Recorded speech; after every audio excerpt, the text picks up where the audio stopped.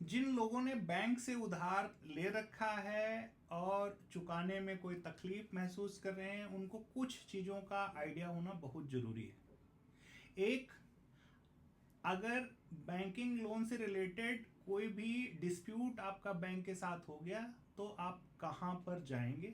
तो वो है कि आप डेट रिकवरी ट्रिब्यूनल को अप्रोच करेंगे।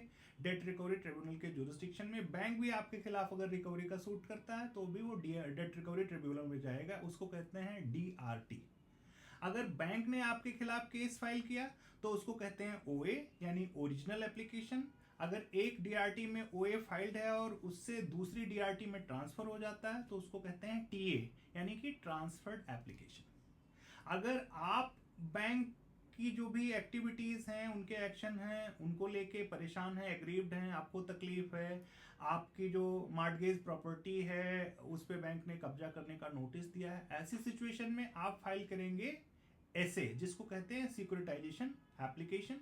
और यही सिक्योरिटाइजेशन एप्लीकेशन एक DRT से अगर दूसरी DRT को किसी वजह से ट्रांसफर हो जाती है तो उसको कहते हैं TSA यानी ट्रांसफर्ड सिक्योरिटाइजेशन एप्लीकेशन। तीसरे लेवल पे आते हैं, OA फाइल हुआ, OA में प्रोसीडिंग्स चली और उसका निस्तारण हो गया, निपटारा हो गया, DRT ने फाइनल ऑर्डर पास कर दिया। उस फाइनल ऑर्डर के बाद का जो स्टेप है वो है आपसे वसूली का, एग्जीक्यूशन जिसको कहते हैं। उसके लिए जो नाम दिया गया है उसको कहते हैं रिकवरी सर्टिफिकेट। वहां पे DRT में एक लर्नेड रिकवरी ऑफिसर बैठेंगे और उनके सामने रिकवरी से रिलेटेड प्रोसीडिंग होंगी।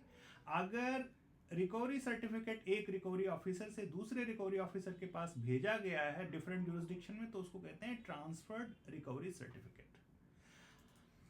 कोई प्रोसीडिंग हो रही है रिकवरी ऑफिसर के सामने और आप एग्रीव्ड हैं, आप थर्ड पार्टी हैं, आप ऑब्जेक्शन लेके जा सकते हैं। उन ऑब्जेक्शन से रिलेटेड वो जो भी फैसला करेंगे उससे भी अगर आप संतुष्ट नहीं हैं तो आप फाइल कर सकते हैं DRT के अंदर ही अपील। किसके सामने? प्रिजाइडिंग ऑफिसर के सामने।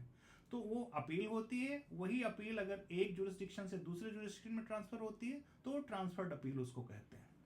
इसके अलावे जब केस हो रहे होते हैं तो आपके खिलाफ एक क्लेम हुआ, आप भी बैंक या फाइनेंशियल इंस्टीट्यूशन के खिलाफ काउंटर क्लेम कर सकते हो। तो काउंटर क्लेम उसी तरीके से होता है जैसे मेन सूट के अंदर आप सूट फाइल करते हैं, क्लेम फाइल करते हैं, उसके खिलाफ जिसके खिलाफ फाइल हुआ अगर डिफेंडेंट भी कोई क्लेम फाइल कर रहा है तो उसको कहते हैं काउंटर क्लेम। तो वो भी साथ साथ ही एडजुडिकेट होगा। जिस तरीके से बैंक ने उस पर कोर्ट फी भरी होगी उसी तरीके से जितने का आपका काउंटर क्लेम होगा, DRT का जो रूल है उसके हिसाब से आपको उसमें कोर्ट फीस भी भरनी पड़ेगी। तो ये होगा आपका काउंटर क्लेम।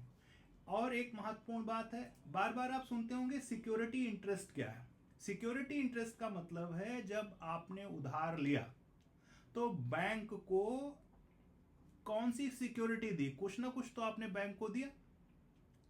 आप व्यापारी हैं तो आपने बैंक को कहा कि मेरा ये जो गोदाम है मेरी कंपनी के नाम है या मेरे नाम में है, इस गोदाम को आप सिक्योरिटी के रूप में ले लीजिए।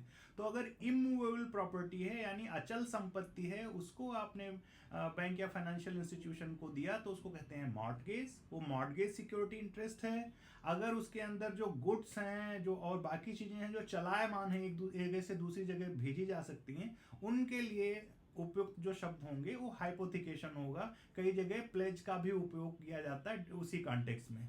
तो आप ये मान के चलिए कि जितनी भी अचलायमान हैं वो चीजें उनको कहेंगे मॉर्टगेज।